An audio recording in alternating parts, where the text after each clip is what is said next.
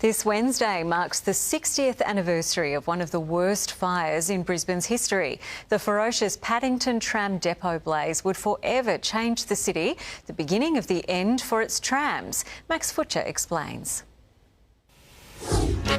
Brisbane, like Melbourne, still has its trams, but how long will they last? Electric trams began rattling through Brisbane in 1897. They would be the city's main arteries for generations until one Friday night in late September 1962. At the Paddington Depot on La Trobe Terrace, a fire would spark in a storage room. Fuelled by the building's timbers, grease and oil, it roared through the building, trams crashing 15 metres through the floor. In all, 67 would be lost. 20% of the tram fleet was destroyed in an instant. Immediately, the future of Brisbane's trams was called into question. Would you be prepared to give a direct yes or no answer to the citizens of Brisbane on whether or not trams will be scrapped? We just don't go in and say, yes, we're going to get rid of trams and put on buses. Elected to modernise Brisbane, Clem Jones preferred buses. He was somewhat negative in his attitude to trams, to put it mildly. The last would ride the rails in April 1969. But what about the drivers? Many were given jobs on the buses, even though some had never driven before. Surely this is a very bad thing then? Yes, it is, but I think it's right in one way that the men should not have been out of work. By the end, Brisbane had almost 200 kilometres of track. Within 3 years, most signs of it were erased. This is one of the last areas in Brisbane where tram tracks are being removed. And regular road users say it's about time the work was done. Over the years, there have been proposals to bring trams back. A tourist tram in 1987. The Bris Tram project in 97.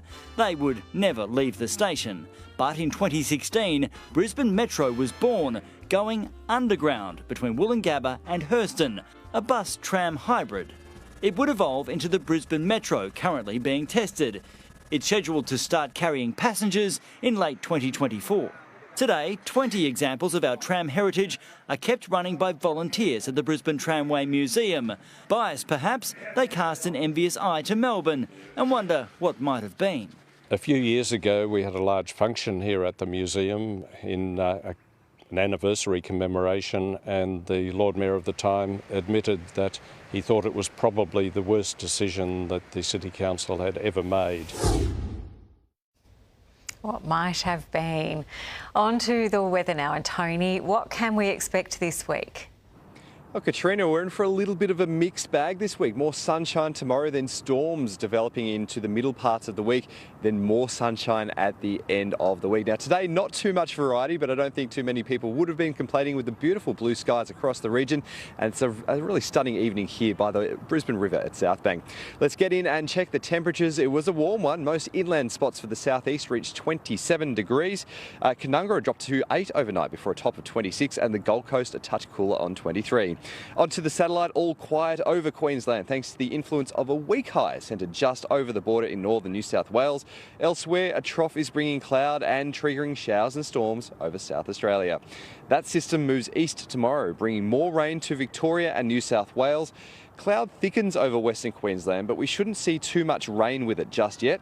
But that same system is expected to trigger widespread storms over eastern Queensland into Tuesday and possibly Wednesday as well. Around the nation tomorrow, hot and sunny in the north, tops of 35 and 37 in Darwin and Broome.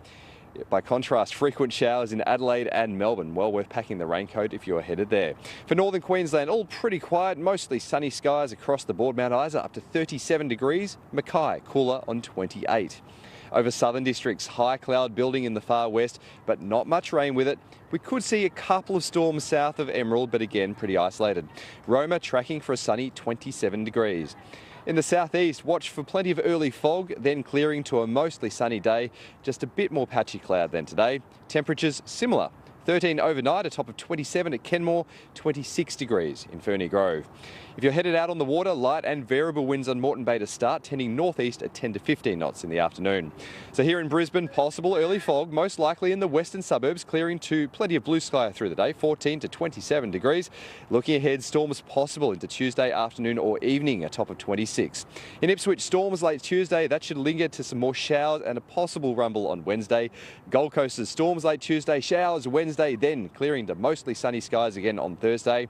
And on the Sunshine Coast, you're less likely to see a storm on Tuesday. It's more likely later at night. And also watch for a few more showers developing again into next weekend. So Katrina, we will have to make the most of the sunny breaks while we get them this week. Oh, certainly will. Thank you, Tony.